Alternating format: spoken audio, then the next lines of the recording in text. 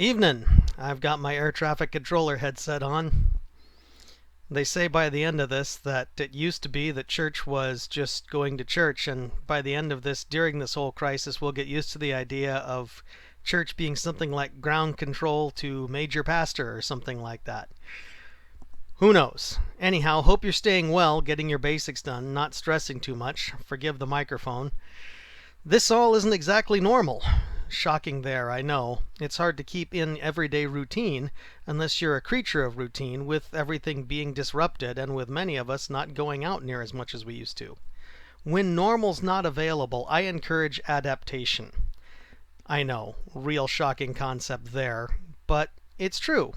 I was just researching the time period of the Jewish people after they were exiled to Babylon. That is to say, when they were in Babylon and were not able to sacrifice to the Lord. The Lord had made it quite clear that sacrifices were only allowable in the temple, so what do? How do you live out your faith when sacrifice had been a really important central part? In their case, they were able to adapt by meeting together, which we're not as able to do on the one hand, but they also developed a central concern for knowing the Word of God.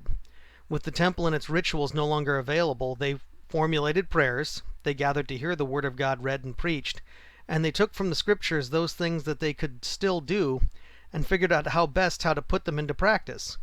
Like, for example, keeping the Sabbath, or still circumcising male children, or avoiding unclean foods, things like that.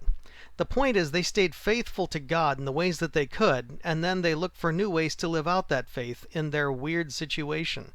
And a lot of innovation came about based on the people looking at what they could do and getting positively creative around what was still available.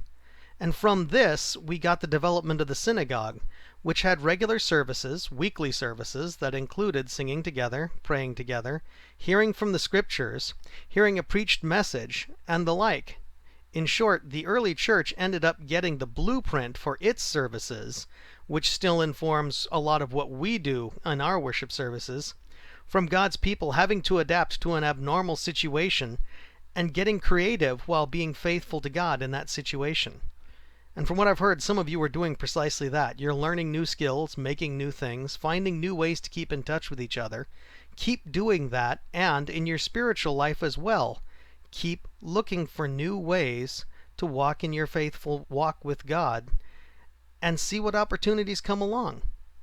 We're probably going to have to be creative in how we worship this Palm Sunday, probably Good Friday and Easter Sunday as well.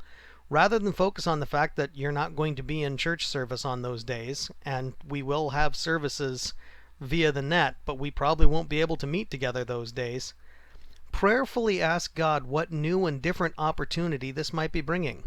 Maybe it'll be reading through the Passion narratives on your own or with your family. Maybe it'll be listening to certain music that you've enjoyed in the past. Whatever it is, you never know. There might be some good memories that come from this. Though I'm sure that all of us will be just as happy for this thing to be done, and we might enjoy new memories, but we might be happy for the opportunity to stop having to adapt to this different situation.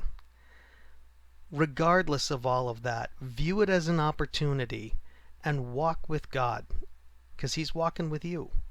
That's all I have for tonight. So remember, no one is an island, and you don't have to be either. So call, write, wave at each other in the park, and continue to draw closer together during this time of isolation. Shalom.